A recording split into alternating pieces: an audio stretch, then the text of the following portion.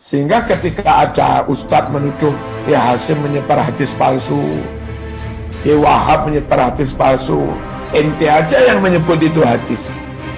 Sudah jelas Islam diturunkan di muka bumi ini untuk siapa? Untuk manusia dan kalangan jin. Agar apa? Untuk memperbaiki akhlak. Maniki awam diapusi lho ya gak weruh.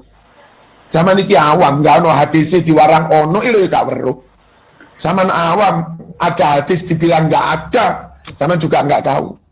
Zaman awam dibilang rukun wudhu hanya 2. Tempo hari ada orang ustadz jenggoten panjang, dia bilang rukun wudhu 2 cok, basuh wajah, basuh tangan. Dia juga bilang bahwa nggak ada hubungannya iman dengan hubul waton, nggak ada hubungannya hubul waton dengan iman. Nabi nggak hubul waton, nggak ada syariatnya hubul waton. Ini hati-hati. Sama ini awam, jangan sembarangan ustadz diundang. Khawatir ceramah yang keliru, zaman iakan saja, zaman juga awam. Dihapusi gak weruh menengai. Coba kon ceramah ini ngarapi Marzuki, bo. Nah, jadi hati-hati. TKI mengundang penceramah-penceramah yang tidak benar-benar alim, tidak benar-benar amanah, tidak benar-benar konsisten, tidak benar-benar jujur, tidak benar-benar ahlus sunnah wal jamaah. Jangan. Sudah terbukti sekian banyak hadis ada, dibilang tidak ada. Allahumma shalli ala sayyidina Muhammad. Tentang hubul waton. Apa hubul waton itu bukan ajaran Nabi? Teman-teman, sahabat-sahabat TKI, sekarang namanya bukan TKI. PMI. Pekerja migran Indonesia. Duduk migran toh. Pekerja migran Indonesia, PMI ya. Jangan mengundang ustadz-ustadz di luar NU. Zaman dia pusing kok nggak weruh. Hubbul waton itu kata mereka nggak ada hubungannya dengan iman.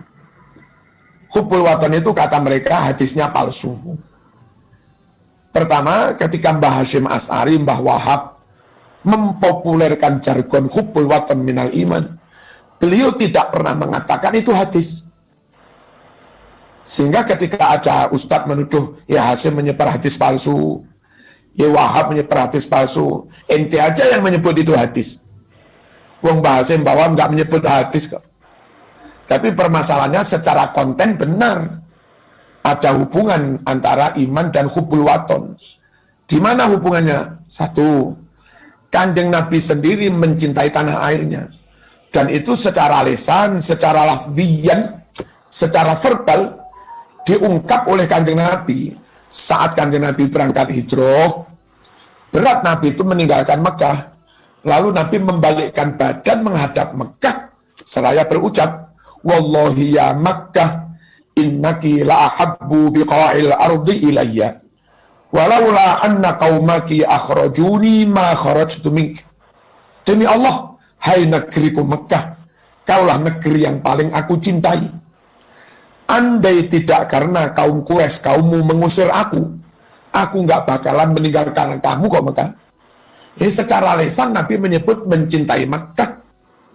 Nah, kalau kita sepakat apa yang didawuhkan Nabi, apa yang ada dalam diri Nabi, apa yang ada di hati Nabi, apa yang menjadi sikap Nabi, kalau kita sepakat itu sunnah, berarti cinta tanah air juga sunnah Rasul.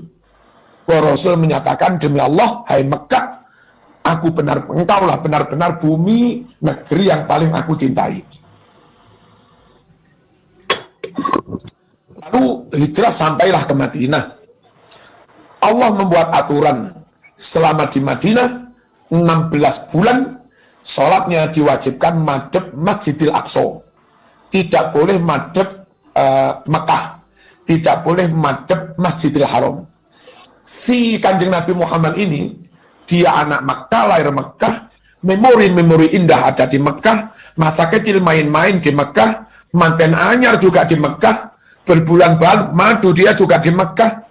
Tapi selama 16 bulan nggak boleh kiblatnya madhep Mekah. Rindu Kanjeng Nabi, tak ngereng medhur kerong. Nah, terus Kanjeng Nabi minta kepada Allah, saking nggak kuatnya nggak kuat menahan 16 bulan nggak boleh madhep Mekah. Akhirnya Nabi berdoa, ya Allah, mohon kembalikan kiblatnya ke Masjidil Haram. Allah ijabah doa itu dengan menurunkan ayat, qad nara taqalluba wajhika fis sama' falanuwalliyannaka qiblatan tardoha fawalli wajhaka syatral Masjidil Haram wa haitsu ma kuntum fawallu wujuhakum syatrah.